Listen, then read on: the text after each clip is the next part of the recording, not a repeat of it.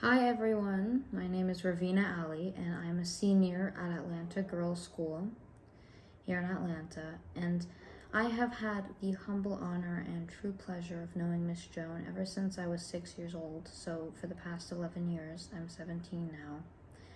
And my friendship, if you will, mentee-mentor relationship with Miss Joan started when I was at Bell Camp when I was 6 years old. So Bell stands for Braille Enrichment for Literacy and Learning. So I am completely blind, and I just remember Miss Joan always being there. She's always showed up, being a consistent teacher.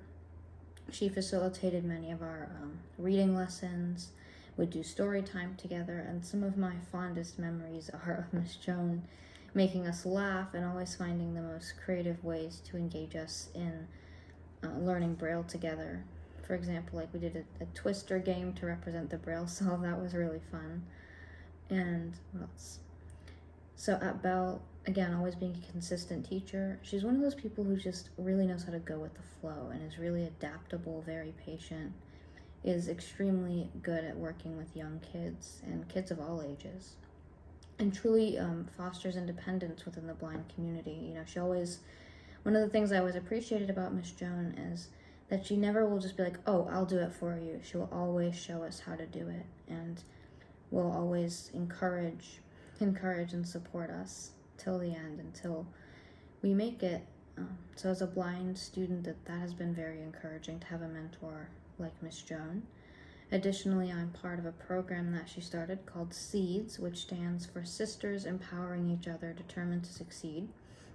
So SEEDS is really like, I guess you could call it kind of like a social circle, but it's a group of us, all girls, who are just able to get together, have conversation, have connection. That has meant a lot because, Miss Joan has just shared a lot of extremely timely advice.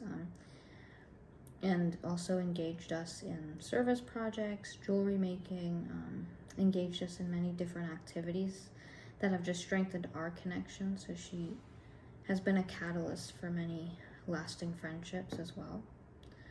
One of my most memorable, more recent experiences with her is about 2 summers ago. We did a Peace Builders camp, and some of the things that we learned there were, access to education and how that promotes sustainable peace. So basically the whole camp was about what does it look like to promote sustainable peace on a more global scale.